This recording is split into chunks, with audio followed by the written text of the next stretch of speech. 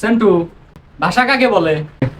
Sir, মনের ভাব প্রকাশ করাকে ভাষা বলে। উদাহরণ দাও। হারামজাদা দৈনিক মারিস, ব্যথা লাগে না? মানে? স্যার, মনের ভাব প্রকাশ করলাম। হে প্রভু কেন রে, তোমরা দুই ভাই আপন নইস? হ স্যার, আপন ভাই। কেন, কি হয়েছে? তোরা আপন ভাই, তে পরীক্ষার খাতা বাপের নাম আলাদা কেন রে? তোমরা মোক ভুদাই মনে করছে? তাক নয়, বাপের নাম একই লিখি, তারপর তোমরা মোক কইমেন দেখি দেখি লিখছিস, তাক হবা নাই। আপনার ছেলে মেয়ে কয়জন? 4 জন। তারা কি করে? একজন এমবিএ, একজন পিএইচডি, একজন ইঞ্জিনিয়ারিং। আরেকজন কি করে? ও তো বাইশের বাইতে চুরি করে।